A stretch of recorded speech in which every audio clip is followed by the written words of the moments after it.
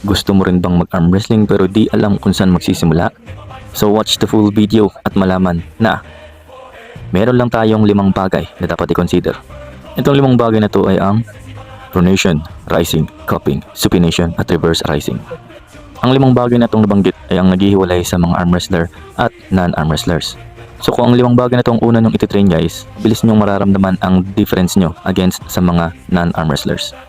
So panoorin nyo lang itong mga exercises na to at kahit na simple dumbbell exercises lang, ay makakalamang na kagad kayo sa mga hindi nagtitraining ng ganito. Makikita nyo ang importance ng hand control.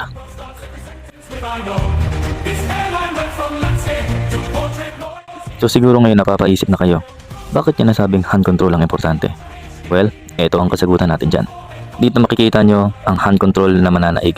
Yan ang nangyayari idol kapag ang hand control mo ang nanalo sa isang laban. Ito pa ang isang example.